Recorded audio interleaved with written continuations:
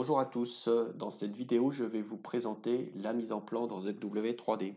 Alors la première chose, hein, quand on a fait une modélisation, que ce soit d'une pièce, d'un assemblage, etc., eh bien généralement on cherche donc à faire une mise en plan, des plans de définition, des plans de fabrication. Donc pour réaliser ces plans, eh bien on va faire soit un clic droit ici dans la zone de travail, d'accord, et on va sur dessin ici, ou bien on peut aller à ce niveau-là, vous avez le raccourci également dessin. D'accord. Une fois qu'on a cliqué sur dessin, eh bien, on a une petite fenêtre qui s'affiche et qui vous propose donc de choisir le format que vous souhaitez. Donc là, par exemple, on va prendre A4 VGPS. Voilà. Donc, une fois qu'on a cliqué sur le format de plan souhaité, eh bien, on arrive sur une nouvelle interface, donc l'interface dédiée à la mise en plan. D'accord.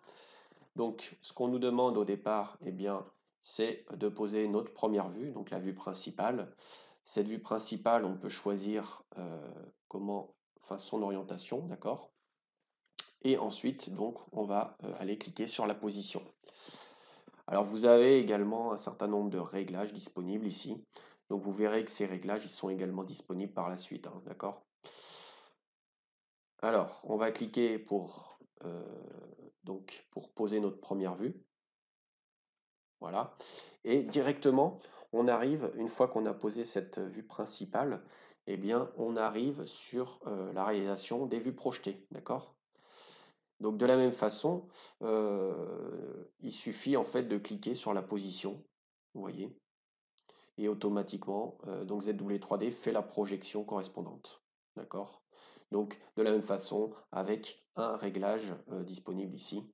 Alors là, vous voyez qu'au niveau de la projection, par exemple, c'est américaine par défaut.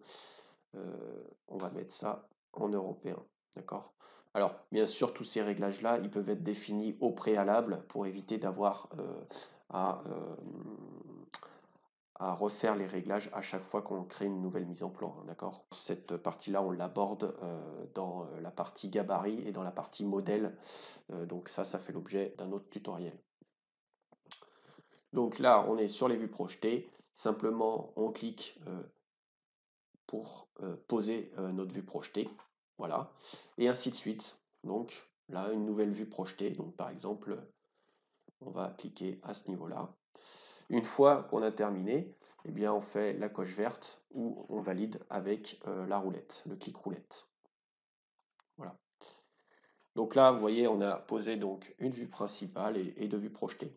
Alors comme je vous le disais, les réglages qui étaient disponibles lorsqu'on posait les vues, eh bien, ils sont également disponibles soit ici en faisant clic droit sur la vue et on va faire attribut, d'accord?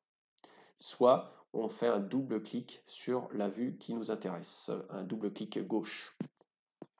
Voilà. Et donc là, vous voyez qu'on a une fenêtre qui s'affiche avec les différents attributs. D'accord? Alors si on veut modifier les attributs de la feuille, de la même façon, on va aller faire un clic droit ici sur le nom de la feuille, attribut. Et donc là, on a accès à un certain nombre d'informations, dont l'échelle. Donc si on veut ajouter d'autres types de vues, eh bien on va aller sur l'onglet ici, mise en plan. Et là, vous avez accès à un certain nombre d'outils pour réaliser les différents types de vues possibles. Donc, vue standard, les vues projetées, les vues auxiliaires, donc vue en coupe avec différentes possibilités. Coupe partielle, vue de détail, vue partielle ou encore vue interrompue. Ensuite, on a un ensemble d'outils pour réaliser différents types de tables, donc des nomenclatures de pièces, de trous, d'électrodes, des listes de structures, donc ça c'est plus pour les ensembles mécano-soudés, où vous allez avoir une liste des tubes avec les différentes sections et les longueurs,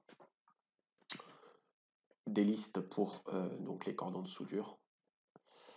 Ensuite, vous avez les différents outils de modification, que ce soit pour les vues et pour les tables que vous avez pu créer.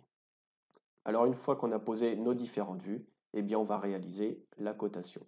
Pour cela, on va aller sur l'onglet cote. Alors tout d'abord, vous avez un ensemble d'outils ici pour réaliser les cotes. Ensuite, vous avez des outils d'annotation pour notamment réaliser les tolérances géométriques. Vous avez des outils pour poser des symboles et enfin des outils de modification. Si je reviens sur les outils de cotation ici, pour commencer, on a l'ampoule qui correspond en fait à la cotation intelligente et qui va remplacer plus ou moins les outils que vous avez ici. Donc cette cotation intelligente va générer une cote en fonction de la géométrie sélectionnée. Si vous avez un diamètre, eh bien, on va avoir une cote de diamètre, etc. Il peut arriver que le résultat ne corresponde pas à ce que vous attendez. Et bien, dans ce cas-là, vous allez utiliser plutôt l'outil dédié ici. D'accord? Alors, moi, je vais prendre du coup donc l'ampoule ici. Et je vais sélectionner plusieurs géométries. Donc, par exemple, ici, un diamètre, un rayon, une arête, deux arêtes, par exemple ici, pour avoir la distance entre les deux. Voilà. Et je valide. Alors une fois que nos cotes sont posées, on peut utiliser l'outil éditeur de cotes ici pour revenir sur les propriétés de chacune d'entre elles.